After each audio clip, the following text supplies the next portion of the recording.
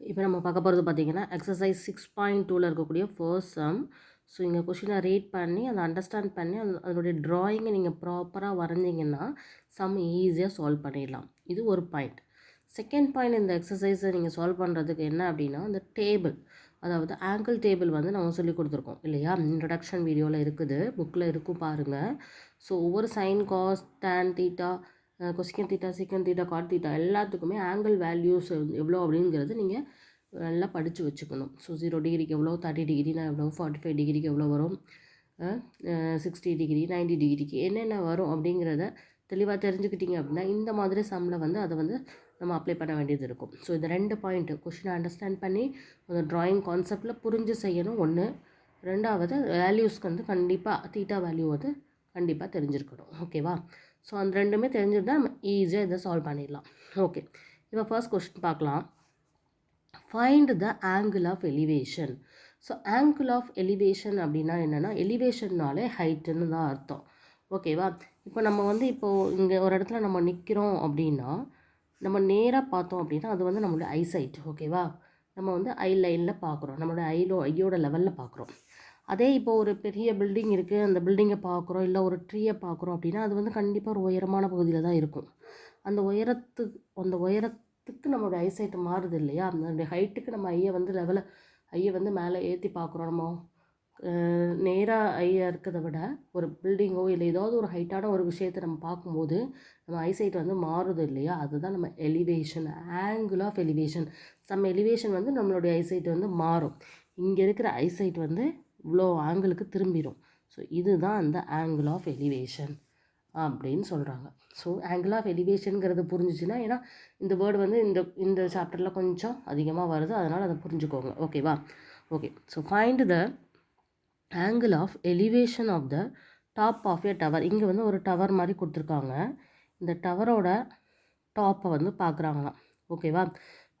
From a point on the கிரவுண்டில் நிற்கிற ஒருத்தர், ஒரு ஒரு ஒரு மேன் வந்து இதனுடைய டாப் ஆஃப் த டவரை வந்து பார்க்குறாரு. இதுதான் கிரவுண்ட் லெவல்.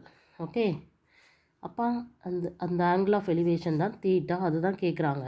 என்ன கிவன் கொடுத்துருக்காங்கன்னா, which is 30 metre away from the foot of the tower. இந்த டவரில் இருந்து அந்த பர்சன் நிற்கிறாங்க இல்லையா, இவங்க 2 பேருக்கும் இடைப்பட்ட அந்த டிஸ்டன்ஸ் எவ்வளோ டிஸ்டன்ஸில் நிற்கிறாங்கன்னா 30 மீட்டர் டிஸ்டன்ஸில் நிற்கிறாங்க அப்படிங்கிற டேட்டா கொடுத்துட்டாங்க. From the foot of the tower of height வந்து அது மாதிரி இந்த டவரோட ஹைட்டும் எவ்வளோ கொடுத்துருக்காங்கன்னா 10√3 மீட்டர்னு சொல்லி கொடுத்துட்டாங்க.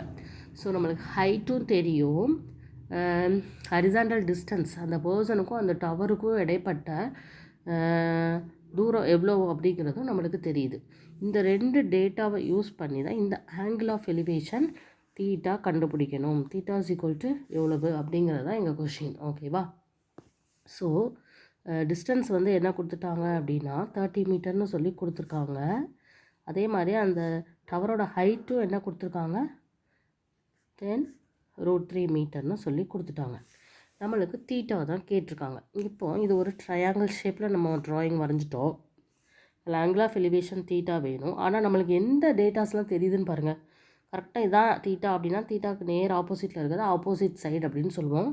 அது கூட சேர்ந்து அதுக்கு நெக்ஸ்ட்டாக இருக்கக்கூடியதை அட்ஜசன்ட் சைடுன்னு சொல்லுவோம். ஸோ நம்மளுக்கு ஆப்போசிட் சைடும் தெரியும், அட்ஜசன்ட் சைடும் தெரியும். அப்போ ஆப்போசிட் அட்ஜசன்ட் இதை ரிலேட் பண்ணி நம்ம என்ன ஃபார்முலா படிச்சிருக்கோம், இந்த ஃபார்முலா நம்மளுக்கு தெரியணும். tan theta is equal to opposite side by adjacent side. Opposite by அட்ஜசன்ட்னு தெரியணும். அப்போ இதில் சப்ஸ்டியூட் பண்ணலாமா? So tan theta is equal to opposite சைடில் எவ்வளோ கொடுத்துருக்காங்க 10√3 டிவைடட் பை அட்ஜசன்ட் சைடில் என்ன எவ்வளோ கொடுத்துருக்காங்க 30. ஸோ இங்கே வந்து இங்கே 3 10s are 13 வந்துடுது. அப்போ எவ்வளோ வந்திருக்கு tan theta is equal to √3/3. Okay, இப்போ நம்ம வந்து தீட்டா அந்த டேபிளில் நம்ம பார்க்கும்போது √3/3 அப்படிங்கிற ஒரு வேல்யூ இருக்காது. ஸோ இதை எப்படி ஈஸியாக மாற்றலாம் அப்படின்னா, மேலே நியூமரேட்டர் இருக்க √3 அப்படியே வச்சுக்கலாம். கீழே இருக்க 3யை √3 × √3ன்னு எழுதுனோம்னா ஒவ்வொரு √3 கேன்சல் ஆகி நம்மளுக்கு tan theta என்ன வருதுன்னு பாருங்கள். tan theta is equal to 1/√3. Okay, இந்த 1/√3ங்கிற வேல்யூ வந்து நம்மளுக்கு டேபிளில் இருக்குது. எவ்வளோ வரும்னா அந்த ஆங்கிள் எவ்வளோ tan எவ்வளோ ஆங்கிளுக்கு 1/√3ன்னு பார்த்தீங்கன்னா tan 30 டிகிரிக்கு. அதான் மெமரைஸ் பண்ணி வச்சுருக்கணும் அந்த டேபிளை. ஓகேவா? tan 30 டிகிரி தான் 1/√3ங்கிறது நம்மளுக்கு தெரிஞ்சால் இங்கே டக்குன்னு நம்ம எழுதிடலாம். ஓகே, இப்போ tan கேன்சல் ஆயிடுச்சு அப்படின்னா தீட்டா என்ன கிடச்சிருச்சு?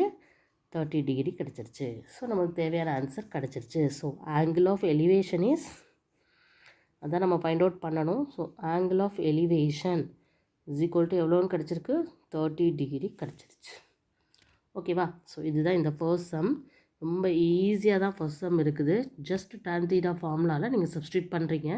கொஷினை வேணால் கொஞ்சம் புரிஞ்சுக்கணும், என்ன கேட்டிருக்காங்க என்ன கொடுத்துருக்காங்கன்னு தெரிஞ்சால் தான் என்ன ஃபார்முலா நம்ம இங்கே யூஸ் பண்ண வேண்டியது இருக்கும், அதுலேருந்து என்ன எப்படி கண்டுபிடிக்கலாம் அப்படிங்கிறது நம்மளுக்கு தெரியும். ஓகேவா? Okay, thank you.